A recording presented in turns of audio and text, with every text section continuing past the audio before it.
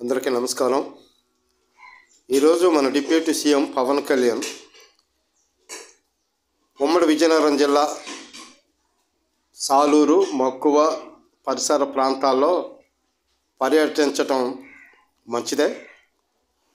ముఖ్యంగా మనకి స్వతంత్రం వచ్చి 75 సంవత్సరాలు గడిచిపోయాయి. ఈ 75 సంవత్సరాలు కూడా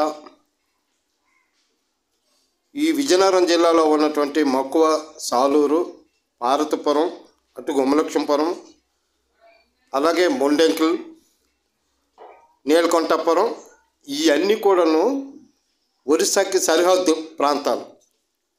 ఒరిస్సాకి సరిహద్దు ప్రాంతాలు అయినప్పుడు కూడా సంపద మాత్రం ప్రకృతి సంపద, అపారమైన సంపద ఉంది. వాస్తవంగా మనం తమిళనాడు రాష్ట్రంలో ఊటీ ఎంత ప్రాముఖ్యత ఇస్తుందో ఆ రాష్ట్రం మన రాష్ట్ర ప్రభుత్వం కూడా అంతే ప్రాముఖ్యతగా ఇచ్చినట్టయితే, డెవలప్ చేస్తే బ్రహ్మాండమైనటువంటి సంపద ఉంది. ఆ పరిసర ప్రాంతాల్లో ఉన్నటువంటి ఆ ఏదైతే ఒరిస్సాకి సరిహద్దుల్లో ఉన్నాం మనం, ఆ సరిహద్దు ప్రాంతాలు చూస్తే ఆహ్లాదకరమైనటువంటి వాతావరణం, శ్రమ పడినటువంటి గిరిజన వర్గం అయినప్పటికీ మరి అప్పటి నుంచి ఇప్పటి వరకు చాలామంది ఎమ్మెల్యేలు ఉన్నారు, మంత్రులు ఉన్నారు, ఈ ప్రాంతాల్లో మంత్రులుగా చేసిన వాళ్ళు కూడా ఉన్నారు. కానీ ఎవరికి పట్టలేదు, అంత నిర్లక్ష్యంగా వదిలేశారు. అయినా ఇప్పటికైనా ఈ ప్రభుత్వం నిన్న వచ్చారు కాబట్టి పవన్ కళ్యాణ్ గారు ఇప్పటికైనా మీరు కళ్ళు తెరిచి ఆ ప్రాంతాన్ని చూశారు.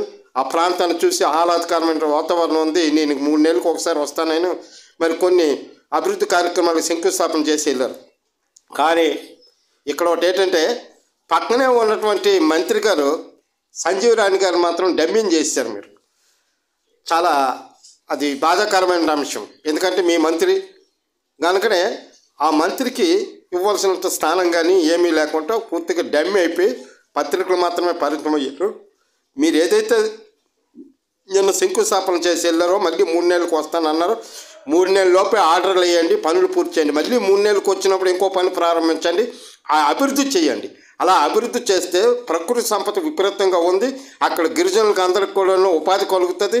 ఇప్పటికే వాళ్ళ భూములన్నీ కూడా తూర్పుగోదావరి, పశ్చిమ గోదావరి, కృష్ణా జిల్లాల నుంచి వచ్చి మొత్తం భూములన్నీ వాళ్ళ దగ్గర నుంచి కొనుగోలు చేసేసారు. చివరికి వాళ్ళు కూలీలుగాని మాత్రమే వాళ్ళ దగ్గర పనిచేస్తూ ఉన్నారు. ఇది దృష్టిలో పెట్టుకోండి. మీరు మాటిచ్చి మర్చిపోవద్దు. ఎందుకంటే ఇప్పటికే మాటలు ఇచ్చి మర్చిపోయినటువంటి సంగతులు బోల్డ్ ఎన్ని ఉన్నాయి చెప్పుకోవాలనుకుంటే. అంచేత రేపు భవిష్యత్తులో ఆ ప్రాంతాన్ని మక్కువ